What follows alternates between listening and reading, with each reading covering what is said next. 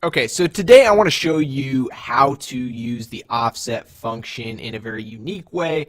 And there's a ton of ways to use the offset function, but this is a really cool way to make sure that whatever array you're referencing stays variable. So that meaning that if I were to enter a different observation down here in this data set, that my named array would pick up that extra number. So if I were to enter 30 in here and Chevy Equinox,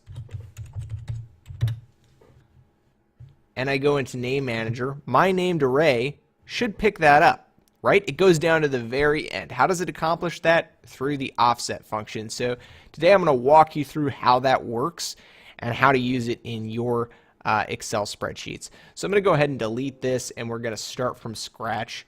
We'll go ahead and go to name manager, new, and then we can call this whatever we want. I'm going to reference the whole data set, so all of this information here from speed to model all the way down to the last row of my data set.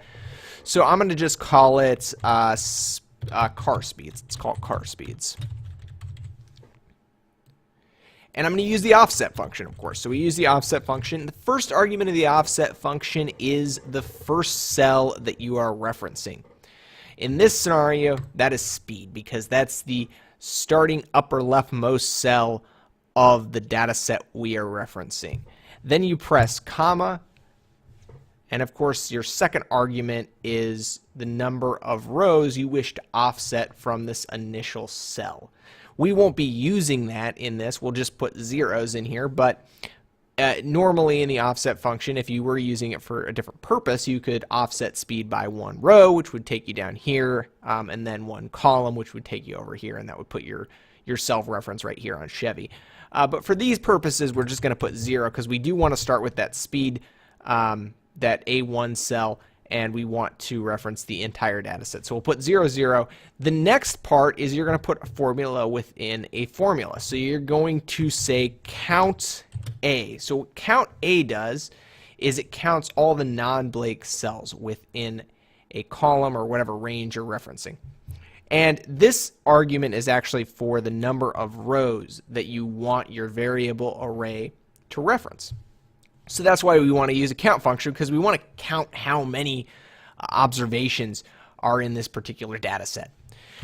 One thing you want to keep in mind is you always want to reference the count column with something that's always going to be there, because in real world data sets, this stuff may be missing. Some of these items may be missing, they may be omitted. Whatever the case is, you want to make sure that this column is your primary key, meaning that observation is always going to be there regardless of if these observations are there or not. This observation is always going to be there. So we'll use count A. Count A counts non-blank cells, so we'll count column A. We count column A.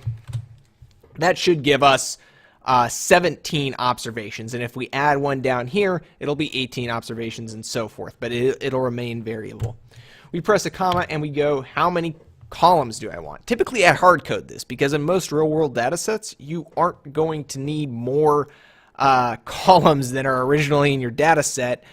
Otherwise your entire workbook is probably going to change because something happened or what have you. But if you do want to make this variable, you can always use the count A function again and just count the top row of your data set, and that'll count all that'll count speed, make, and model, so it'll count 3 characters. Hopefully you don't have any data over here if you're referencing the entire row. If you do have data over here, obviously you only want to count the range. You want to go speed through N or whatever, what have you.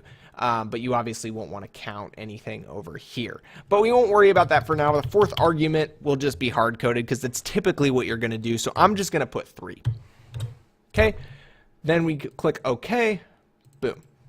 We have a variable data set. You can reference car speeds in any formula that you're working with, and it will remain variable. So if your workbook gets updated by anyone for any means, if they put observations down here below 30 Chevy Equinox, that will be updated in your car speeds named array. So we'll go ahead and we'll try this.